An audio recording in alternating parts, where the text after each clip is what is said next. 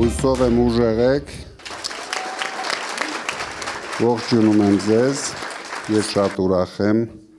ես վստահ եմ,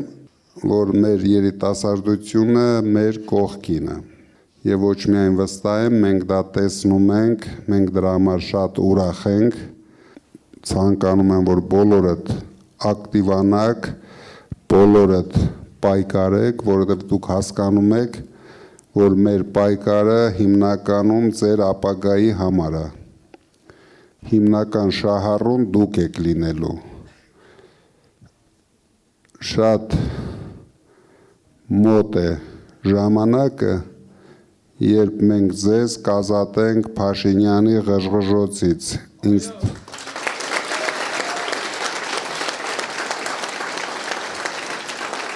Ինձ թվում է ձեր ականջներն էլ արդեն հոգնել են դրա անիմաստ ղժղժոցներից ու դուք ավելի հոգնած պետք է լինեք այն չարիքից, որ այս մարդը բերեց մեր երկրի գլխին։ Ես ձեզ չեմ ուզում բացատրեմ, վստահ եմ դուք բոլորդ նույնիսկ ինձանից շատ եք կարդում, շատ եք համոզվում, որ 8 տարվա մեջ այս մարդը մեզ ավելի շատ վնաս տվեց, քան միգուցե 100 տարվա մեջ մնացած բոլոր ղեկավարները։ Ինքը ամեն օր մեր երկիրը տանում է դեպի անդունդ։ Դա քաղաքական քարոզություն չեմ անում, դա իրոք այսօրվա իրականությունն է, դուք տեսնում եք, եթե մարդը կարողացավ իրեն թույլ տա հարձակվի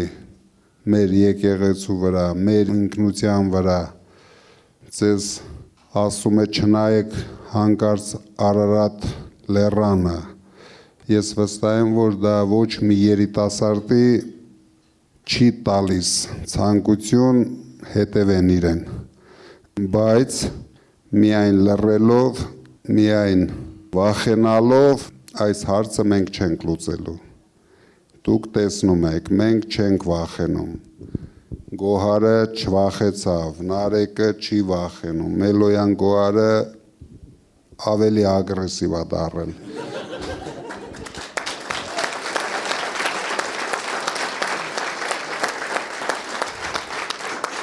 Դրա համար ես ցանկանում եմ, որ այս 6-7 օրը դուք ավելի ակտիվ ու ագրեսիվ դառնաք։ Միայն ագրեսիվությամբ մենք կարող ենք հաղթել, նույնիսկ հայ մարդուն չեմ ուզում կոչել թշնամի, բայց իր արարքներով մեր երկրի հանդեպ իրեն ուրիշ բառով էլ հնարավոր չի կոչել։ Այս խմբակը իրոք թշնամություն է անում մեր երկրի հետ։ Սրանց պլանների մեջ բերեն մեր երկիրը նորից լցնեն իրեն սիրելի ադրբեջանցիներով, ու հետագայում վստահ եք, որ մյուս կողմից էլ թուրքերն են գալու և կունենանք այն պատկերը, ինչը որ Սաակաշվիլին բերեց Բաթումիի գլխին։ Եթե դուք եղել եք Բաթումի կամ գնացեք նայեք, այսօր Բաթումին համարվում է վրացական, բայց առանց վրացիների, մենք էլ կունենանք հաստատ Սյունիք առանց հայերի, հաջորդը Վայոց ձոր առանց հայերի և այսպես շարունակ կգանք կհասնենք մինչև Տաշիրին, Տաշիրը մենք հաստատ դրանց մոտիկ չենք թողելու, նայեք։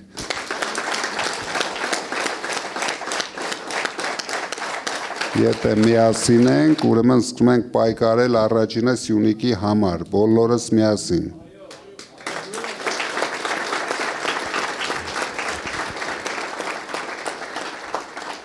Թե չէ հենց սկսեցին, արդեն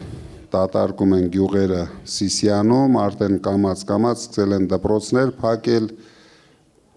դա միայն արվում է, որ դուք իմանաք ադրբեջանցիների համար։ Դրա համար դուք պետք եք նույնիսկ պարտավոր եք պայքարեք այսօր, վաղը ուշ է լինելու, պետք է մեր երիտասարդությունը միանա, միասին պայքարենք, որտեղ առանց երիտասարդության մենք այս պայքարում հաղթանակ չենք տանելու, քանի որ մեզ համակրողները հիմնականում երիտասարդներն են։ Դուք վստահ եք մեզ, մի կասկածեք մեր հաղթանակի մեջ, մեր հաղթանակը, բայց իմացեք, կախված է երիտասարդությունից։ Եթե երիտասարդությունը մասնակցում է ընտրություններին, մենք Փաշինյանին ճանապարհում ենք։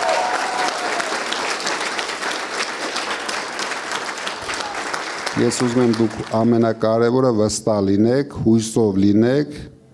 մենք շատ մոտ ենք հաղթանակի, շատ մոտ ենք ազատագրելու մեր երկիր այս չարիքից, նորից եմ ասում, շատ կարևոր է ձեր ակտիվությունը։ Մենք ցանկություն ունենք հաղթենք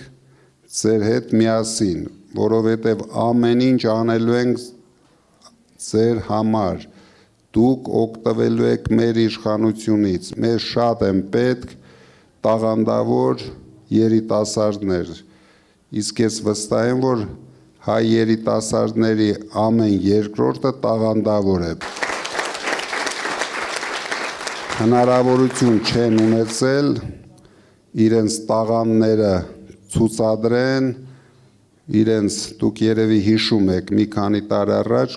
գոհարներ զբաղվում, մենք հատուկ ծրագիր էինք անում, հիշում եք, որ ստարտափերը նոր, մեր երիտասարդների ստարտափերը մենք ֆինանսավորում էինք, որ բացեինք մեր երիտասարդներին, ոգևորվեին, մտնեին բիզնես, 13-ը հաջողեցին, արդեն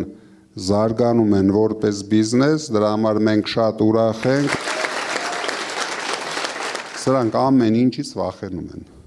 Ալիևից վախենում են, Էրդոգանից վախենում են, Ֆիդանից վախենում են, ինձնից վախենում են, բոլորից վախենում են։ Դուք տեսնում եք, մարդիկ էլ չեն վախենում, գան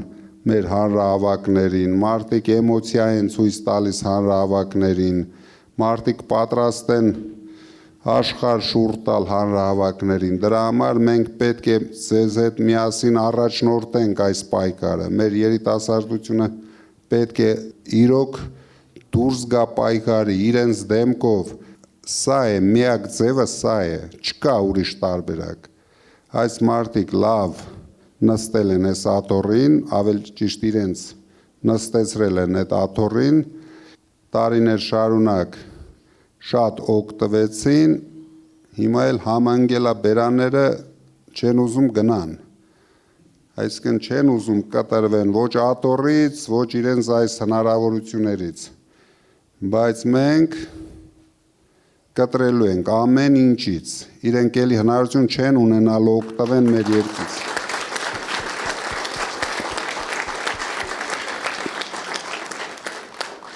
Վստահ եղեք, մենք շատ ակտիվ կյանք ենք ստեղծելու մեր երիտասարդների համար, բոլոր բնակավարներում, դուք նույնիսկ չեք ճանաչելու մեր երկիրը, ամեն ինչ անելու ենք երիտասարդների համար, որովհետև դուք եք մեր ապագան, որ նորից չծնվի հաջորդ Փաշինյանը,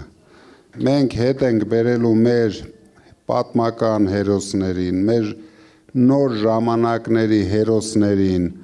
մենք ամեն ինչ կանենք, որ մեր երիտասարդները նվիրվեն մեր իսկական հերոսներին, իրոք, էլ չպետք է ունենանք նոր փորձություններ, նոր փորձեր, այսպիսի մարդիկ, ով չի սիրում իր հայրենիքը, ով բացարձակ կապ չունի իր հայրենիքի հետ, պետք է համարվեն վտանգավոր, չնայած հիմա մեր ժողովուրդը հիմա տեսում է, որ այս մարդը վտանգավոր է, այն փողոցներում վազվզում է կանանց հետևից, ցույց է տալիս, որ ինքը շատ վտանգավոր մարդ է։ Ես կուզենայի մի հատ Նարեկն էլ իր խոսքը ասեր, հետո կանցնենք հարց ու պատասխանի։ Շնորհակալ եմ, պարոն Կարապետյան։ Հիմնական բանը, որ ես բոլորին փոխանցել եմ, դա եղել է պատասխանատվության զգացումը, որ եթե մարդ կարողանում է իր վրա պատասխանատվություն վերցնել, ինքը գիտակցում է ցանկացած բանի արժեք, գիտակցում է իր արժեքները, ազգային արժեքները ու գիտակցում է նաև իր հայրենիքի արժեքը։ Ու մեզ պետք են այնպիսի երիտասարդներ, ովքեր որ իրենց վրա կվերցնեն պատասխանատվություն, գիտակից ու պատասխանատու երիտասարդներ։ Ես կարծում եմ դուք այստեղ եք, որովհետև գիտակից եք այնքան, որ հասկանում եք, որ պետք է պահանջատեր լինեք, իրավատեր լինեք ու դուք եք որոշում կայացնողը, թե ովքեր են ձեր կյանքը կառավարելու։ Մեր սահմանադրությունը մի ճշմարտություն ունի, ասում է, որ ժողովուրդն է իշխանության աղբյուրը։ Արդեն 8 տարի է այդ ժողովրդի կամքը շահարկելով, անդադ ժողովրդին հղում կատարելով, կամած այդ իշխանությունը հեռացրին ժողովրդից։ Այստեղ ներկա է մի տղա, ով որ երբ որ մենք նոր էինք մեկնարկել մեր ձևով շարժումը եւ հայտարարել էինք այն մասին, որ մենք տաղանդավոր երիտասարդներին ենք աջակցելու, իր հայրիկը Գևորգը մեզ դիմեց եւ պատմեց, որ իր տղան Մանվել Առաքելյան պետք է մասնակցի շախմատի Եվրոպայի չեմպիոնատին եւ մեր աջակցության կարիքը ունի։ Մանվելը հիմա այստեղ է, եթե ինձ լսում է, խնդրում եմ թող առաջ գա։ Այն ժամանակ մենք չունեինք սահմանափակումներ, դեռ շարժում էինք եւ չկար նախագահի հրամանագիրը, որով բարեգործությունը համարվում էր ընտրակաշակ եւ մեր ձեռքերը կապված չէին։ Մանվելը այստեղ է, որպեսզի ձեր ձեռքը սեղմի եւ իր շնորհակալությունը հայտնի, որ ժամանակին մենք կանգնեցինք իր կողքին եւ ինքը իր տարիքայինի չեմպիոնն է հիմա շախմատի։ Հիմա կուզենայի, որպեսզի հետաքրքիր լիներ, պատասխանեի ձեր հարցերին։ Նախ այն հարցը, որ ինչ անել, որպեսզի երիտասարդները բարձրագույն կրթություն եւ բավարար կրթություն ստանան Հայաստանում, եւ երկրորդը աշխատանքի հարց։ Մենք ծանոթ ենք ձեր 300,000 աշխատատեղի ծրագրին, բայց ինձ հետաքրքիր է առանձին երիտասարդների հետ կապված, թե ինչ ենք պլանավորում։ Շնորհակալություն։ Մենք դրա մասին շատ չենք խոսել, բայց ես 16 թվականից ամեն տարի հատկացրել եմ 3,5 միլիոն դոլար, որ մեր այն տաղանդավոր երիտասարդները, ովքեր ցանկություն ու հնարավորություն ունեն սովորեն արտասահմանի լավագույն վուզերում, ֆինանսավորել ենք, բայց իրենցից ոչ մեկը մինչև այսօր դրա մասին չգիտի։ Ես միշտ տեսել եմ հայերի մեջ տաղանդը եւ ամեն ինչ անելու ենք, որ դա զարգացնենք արդեն Հայաստանում։ Դուբայ արդեն ապացուցեց, հիմա ոչ մեկը չի ուզում իր երեխային Լոնդոն ուղարկի սովորելու, բոլորը վազում են Դուբայ, որտեղ ամենալավագույն դպրոցները, ամենալավագույն վուզերը աշխարհի մասշտաբով բոլորը արդեն իրենց ներկայությունը ունեն Դուբայում։ Իսկ մեզ ինչն է խանգարում, որ ով մեզ պետք է, բոլորը լինեն Հայաստանում, Հայաստանում չենք կենտրոնացնելու միայն Երևանի վրա, մենք այնպիսի քաղաքականություն ենք տանելու, որ զարգացնենք մարզերը, դրա համար թե կրթությունն ենք տեղափոխելու մարզերը, թե գործարաններ ենք կառուցելու մարզերում, առաջի հերթին մարզերը պետք է զարգացնենք, որ չհայաթափենք մարզերը, որտեղ Փաշինյանի ընկերը, շեֆը սպասում է, երբ հնարավորություն ունենա իր Փաշինյաներով լցնի մեր մարզերը։ Դրա համար մենք իրոք դրան շատ մեծ նշանակություն ենք տալ։ Մենք պետք է փոխենք մեր հասարակության այս վերջի տարիներին ձևավորած մենտալիտետը, որ մենք թույլ ենք, որ մենք հնարավորություն չունենք բոլորը, դրա համար մեր կուսակցության անունը դրել ենք ուժեղ, որ միանգամից մարդկանց ներշնչենք, որ ուժ է պետք, ուժեղներն են պետք հիմա, մեզ պետք չեն վախկոտները, մեզ պետք չեն թույլերը, մեզ միայն ուժեղներն են պետք։ Ես կուզենամ, որ դուք մեզ ասեք, որն է ձեր բիզնես հաջողության գաղտնիքը։ Շատ անսովոր բան եմ ասելու, բայց գլխավորը, որ դու չերևաս, որպես միայն բիզնեսմեն։ Հենց դու ցույց տվեցիր, որ դու ընդամենը բիզնեսմեն ես, որտեղ միանգամից քեզ կուլ են տալիս։ Դու պետք է ցույց տաս, որ դու ուժեղ մարդ ես, այն Փաշինյանը, որ մեր բառը փչացրեց, մենք հիմա նորից հետ ենք վերադարձնելու խոսույթ, դուխով ես, մնացածը արդեն դուք պատկերացնում եք, էլ ինչա պետք դրա համար, անպայման պետք է ինտելեկտ ունենալ, գիտելիքներ ունենալ, որտեղ առանց դրա ինչ էլ դու ուզում ես անես, եթե դու գործից չհասկացար, լինում են պատահականություններ, բայց երկարատև տարիներ շարունակ չունենալով այս հատկությունները ես որ ասեցի, անհնար է։ Նույնիսկ եթե դու քեզ հաջողվեց աշխատել այդ մեծ գումարները, պաշտպանելը դառնալու է անհնար, որովհետև դու ինչ կան բարձանում ես, քեզ վրա նայողները ավելի շատանում են ու ավելի ագրեսիվ են դառնում։ Եթե դու չունեցար այդ իմ ասած հատկությունները, հատկանիշները, դու շատ արագ կորցնելու ես ամեն ինչ, քեզ չեն ներելու ոչինչ։ Դրա համար շատ կարևոր է, որ մարդը իրեն հենց սկզբից դաստիարակի ինքը իրեն, որ ինքը ուժեղ է, որ ինքը դուխով է, որ ինքը շատ գիտելիքներ ունի, ինքնավստահ լինի, ու ամենակարևորը պարկեշտ լինի։ Եթե դու հավատում ես քո ուժերի վրա, պետք է ամեն ինչ անես, հասնես քո ուզածին։ Հիմա երբ մեր ծրագրը ես հասկացա, որ դուք նայել եք, տեսնում եք մենք ինչ բարձր նշաձող ենք դրել, 300,000 աշխատատեղ, 5 տարում, որ դուք պատկերացնեք, դա ինչ է, կարող եք նայել տնտեսագիտական մոտեցում ցույց տվեք, նայեք, Ռուսաստանի նման պետությունում 5 տարվա ընթացքում մոտ 145 միլիոն բնակչություն ունեն, 300,000 աշխատատեղը համարյա անհնար է անել,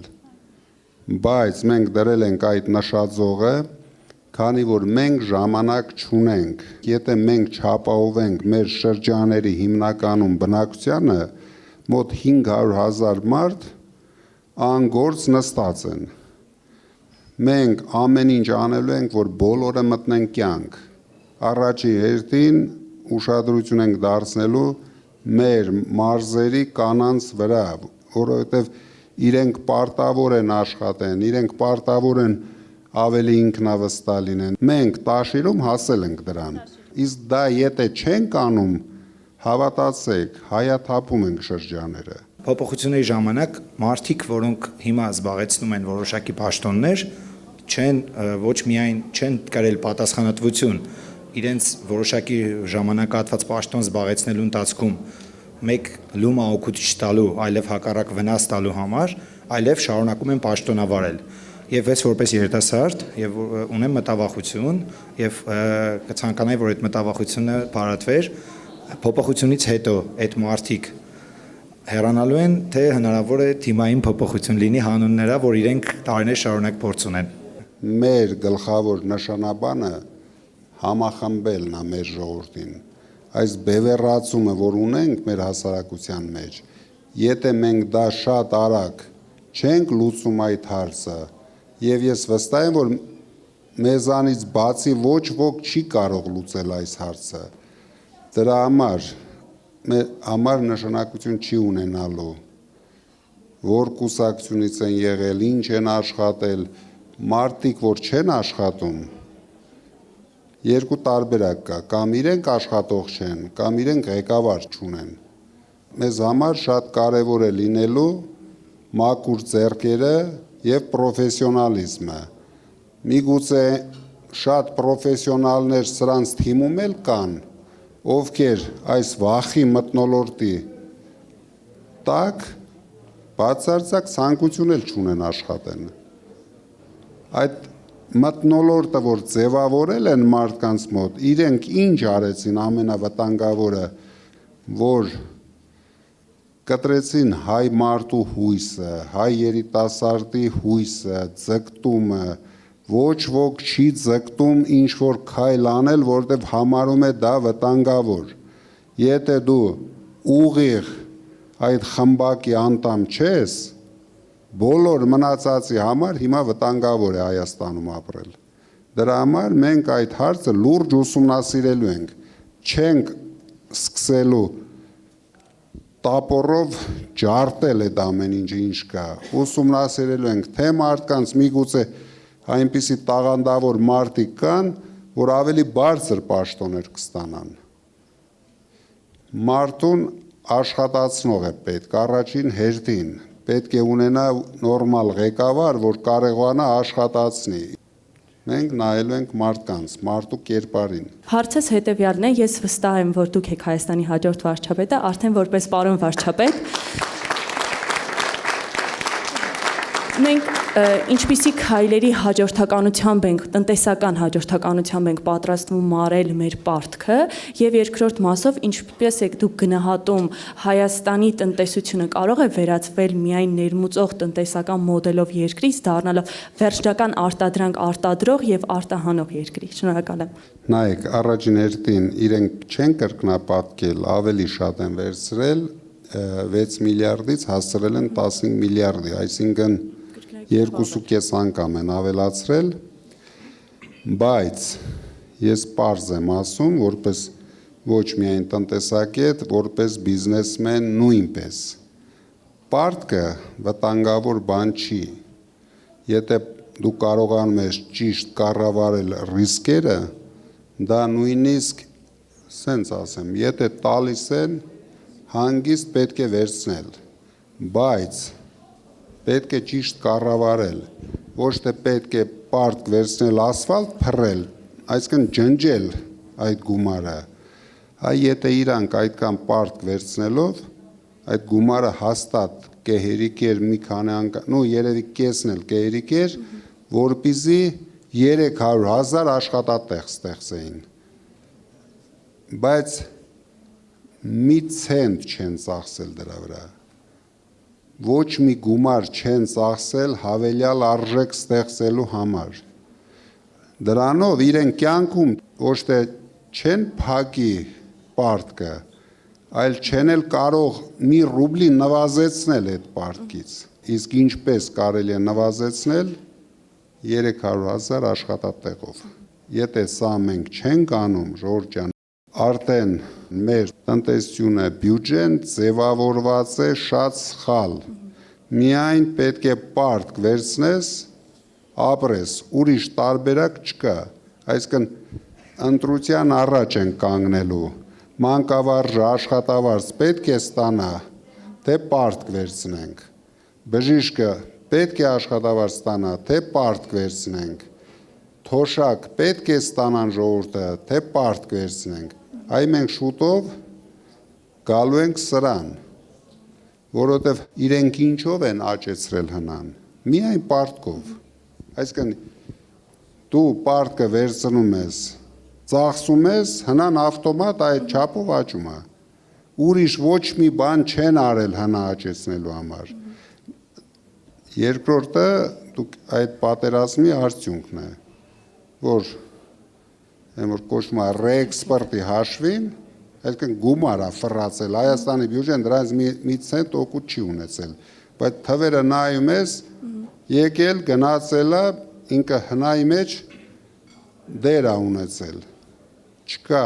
ոչ մի հավելյալ արժեք, իրենք ոչ թե չեն ստեղծել, փակել են ձեռնարկությունները, ու փակելով գնում են, ոչ մի բան չեն կարող, Նարեկը Հրազդանում, եթե նայել եք մեր հանրահավաքը, հայտարարեց, որ 3 ընդամենը Հրազդանում կա 3 խոշոր ձեռնարկություն, 3-ն էլ փակել են։ Այսինքն ոչ մի քայլ չեն արել, որ ինչ-որ երկիրը զարգանա։ Դրա համար ինձ թվում է մենք ճիշտ ժամանակին գալիս ենք և զբաղվելու ենք այդ բոլոր հարցերով, 300,000 աշխատատեղ, հենց մենք այս հարցը լուծում ենք, մենք միանգամից լուծում ենք պարտքերի նվազման հարցը, թոշակների բարձրացման հարցը, մանկավարժների, բոլոր աշխատավարձների հարցը ու կունենանք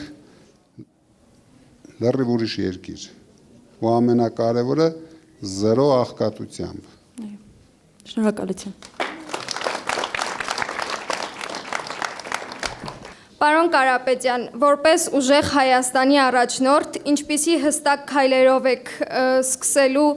երկրի արժանապատվության վերականգնումը եւ երիտասարդների շրջանում կոտրել այս հուսահատությունը։ Շնորհակալություն։ Դա ամենահեշտ հարցն է, Սոֆի։ Հենց մենք ձևավորում ենք կառավարություն, դուք տեսնեք նույն օրը համ այդ հույսն է գալու, համ մեր նվաստացումներն են վերանալու, համ Ադրբեջանի նախագահն է խելոք տեղ ընկնելու։ Եթե ստիպված լինեիք ունենալու մեկ հնարավորություն ընտրելու մեկ ոլորտ, որում Հայաստանը պետք է կենտրոնանա մի քանի տասնամյակներ ընթացքում, որը կլիներ այդ ոլորտը եւ ինչու։ Առաջնահերթ լինելու են բոլոր ոլորտները զուգահեռ, քանի որ մենք պետք է զուգահեռ ստեղծենք արդյունաբերություն, զուգահեռ պետք է զարգացնենք туриզմը, ամեն ինչը զուգահեռ ենք անելու։ Եթե մենք որոշեցինք, որ այս ոլորտն է կարևոր Հայաստանի համար, մենք էլի հետ ենք ընկնելու։ Ես պատկերացնում եմ, ինչ պետք է անենք եւ զուգահեռ ամեն ինչ անելու ենք։ Ինձ համար ամենահաճելին լինելու է туриզմի ոլորտը զարգացնելը։ Ինձ թվում է դա ոչ միայն ինձ համար, ամբողջ Հայաստանի բնակության համար դա հաճելի է լինելու, բայց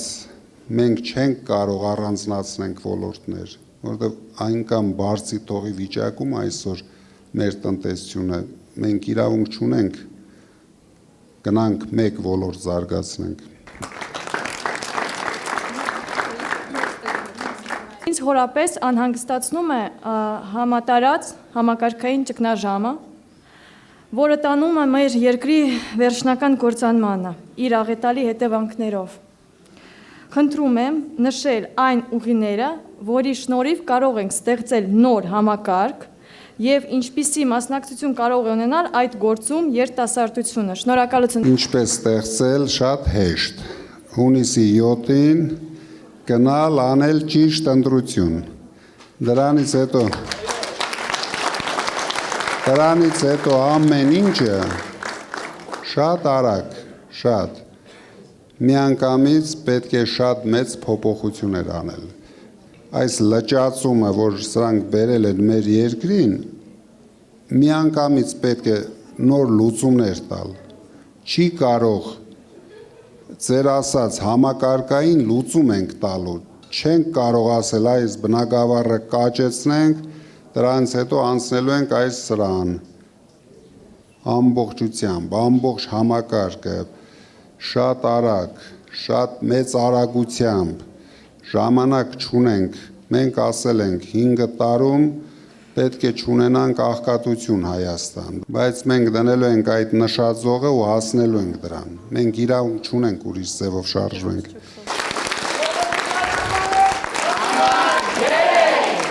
Իմ հարցը այսպիսին է, քանի որ դուք բիզնեսում հսկայական ճանապարհ եք անցել եւ ունեք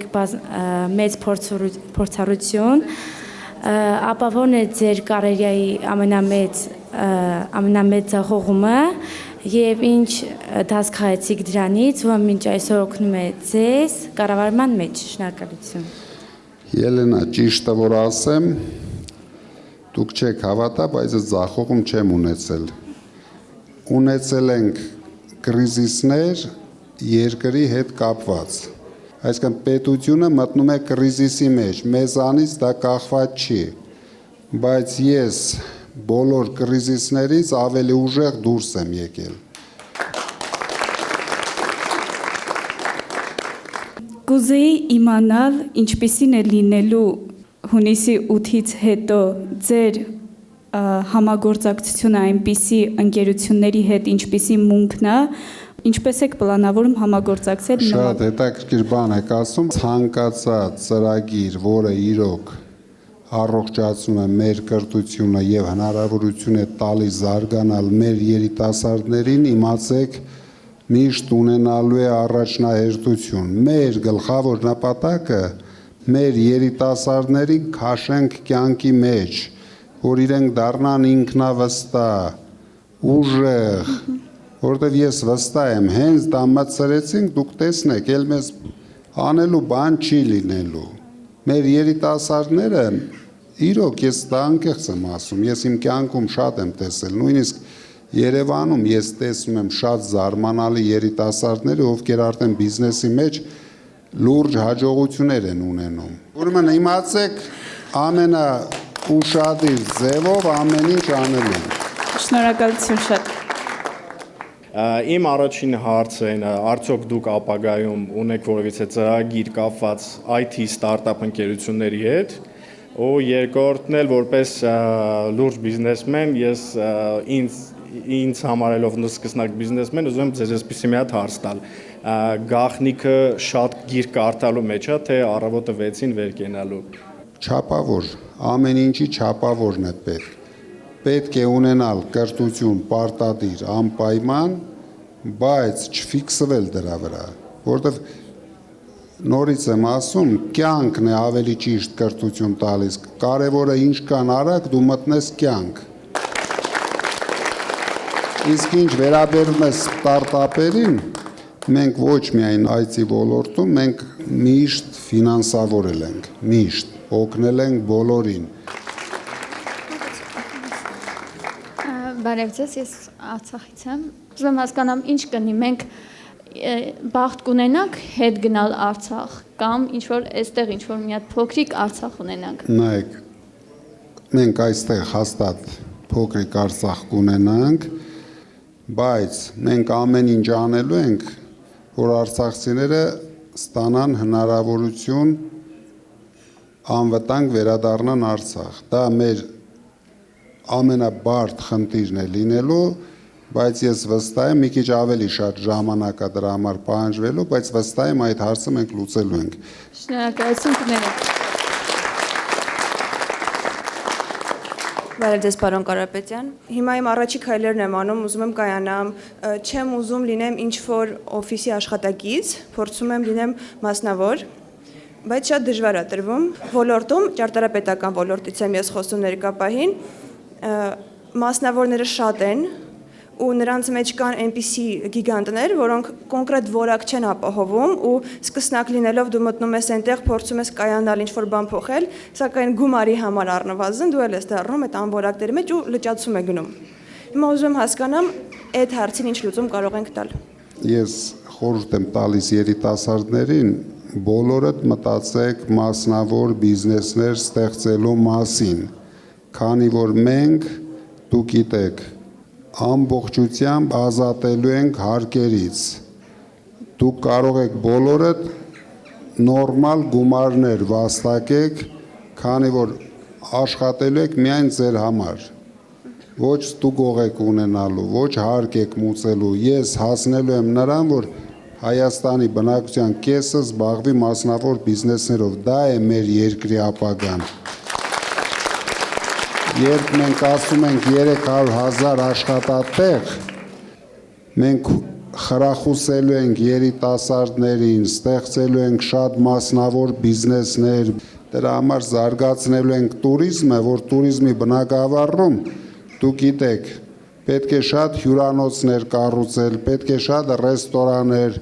շատ լավ դիզայներների կարիք կլինի, մենք դրա կարիքը իրոք ունենք։ Հայաստանի դա ամենաթույլ կողմն է,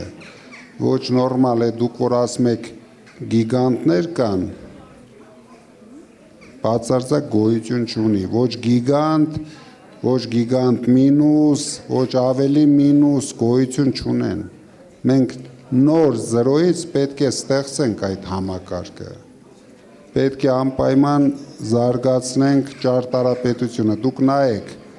ինչ անորակ անտեսք շենքեր են կառուցում Երևանում, չկա ճաշակ հասկացողություն չկա, այ մի բան կարող եմ խոստանալ, 5 տարի հետո տեսնեք ինչ Երևան ենք ունենալու իր տեսքով։ Շնորհակալություն։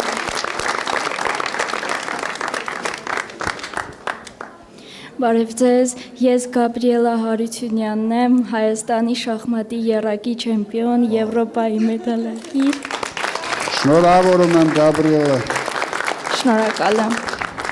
Իմ հարցը հետևյալն է. որն է ձեր կյանքի շարժիչ ուժը, որը ձեզ առաջ է տանում թե կյանքում, թե բիզնեսում։ Ամենակարևորը ամեն ինչի մեջ հաջողակ լինելը։ Այսինքն ոչ մի հարցում չպարտվելը։ Երբ դու անպայման ցանկություն ունես, որ հաղթես ամեն ինչում, դու համենայն դեպս շատ բաներում հաղթում ես։ Դրա համար շարժիչ ուժ հասկացողություն, օրինակ ինձ համար չկա։ Ինձ ամեն ինչն է շարժում, ամենակարևորը հասնեմ արդյունքի։ Ինձ այս իշխանություն էլ պետք չի, բայց այս հաղթանակը շատ է պետք։ Դրա համար մենք գնալու ենք հաղթենք։ Շնորհակալություն։ Բարև ձեզ, պարոն Կարապետյան, նախ ասեմ, որ շատ ուրախ եմ, որ հնարավորություն ունեցա հարցս ուղղելու ձեզ։ Հարցս հետևյալն է. ինչ խորհուրդ կտաք իմ տարիքի երեխաներին, որ ապագայում ձերպես հաջողակ լինեն։ Լավ կրթություն, համառություն, աշխատասիրություն եւ նորից եմ կրկնվում, մի քիչ աղջիկներին սա չի վերաբերվում, բայց ներքին դուխը պարտադիր է, ներքին ինքնավստահությունը պարտադիր է։ Եթե այդ ինքնավստահությունը մարդը չունի, որ ինքը կարող է հաջողակ լինել, ոչ մի բան էլ իրեն չի օգնելու։ Եթե դու տրամադրված ես միշտ կատարող լինել, դու միշտ կատարող ես լինելու, դու չես կարող հաջողակ լինել, լիդեր դառնալ, իսկ եթե դու հենց սկզբից ներշնչում ես քեզ, որ ես աշխարհը պետք է շուռ տամ, եթե աշխարհն էլ չհաջողվի, կեսը շուռ կտակ հաստատ, տրամադրվեք, որ դուք կարող եք։ Շատ շնորհակալ եմ։ Բարև ձեզ, պարոն Կարապետյան, ես մի խնդրանք ունեմ որպես հայ, խնդրում եմ, որ վերջին 8 տարիների ընթացքում վերահրատարակված բոլոր դասագրքերը խոտանեք, քանի որ կարծում եմ բոլորս քաջատեղյակ ենք, թե ինչ կամահարական վերաբերմունք կա հայ եկեղեցու, հայի արժեքների, առհասարակ հայոց պատմության վերաբերյալ։ Դուք գիտեք, չէ, ես ինչի համար եմ կալանավորված, այ դրա համար եմ կալանավորված, որ պատկերացրեք ամենացավալին, որ միայն ես կանգնեցի այդ արժեքների կողքին եւ դրա համար մինչեւ հիմա կալանավորված եմ։ Դա է լինելու մեր գլխավոր խնդիրը, վերադարձնենք մեր ամեն ազգայինը։ Մենք իրավունք չունենք, կործանվելու ենք։ Սրա ուշք ու միտքը թրկացնելն է Հայաստանը։ Մեր պայքարը հաշվեք ոչ թե իշխանության համար է, այլ չթրկանալու համար է։ Մենք դրան մատերի արանքով ենք նայում այսօր, բայց դուք չեք պատկերացնում ինչքան կործանարար է լինելու մեր պետության համար, եթե մենք հիմա մի թեթև հանդուրժեցինք, ամեն օր չպայքարեցինք սրա դեմ, մենք մեր երկիրը, մեր պետությունը տանում ենք թրկացման։ Հանուն ազգային արժեքների ու հանուն փոփոխության։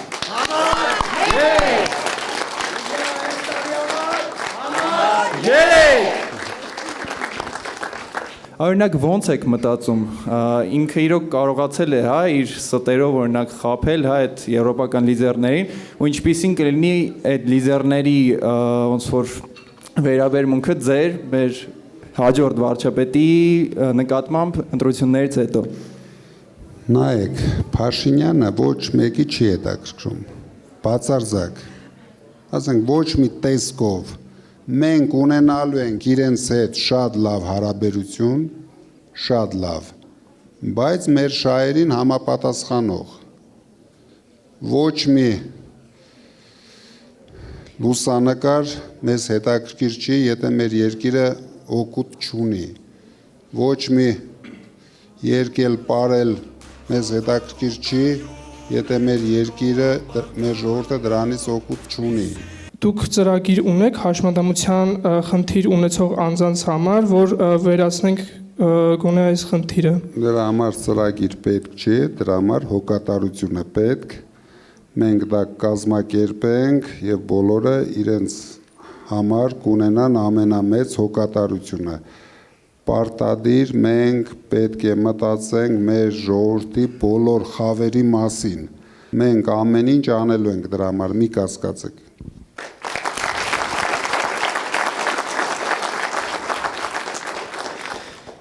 Շնորհակալություն շատ, բոլորիս հաղթանակ եմ մաղթում։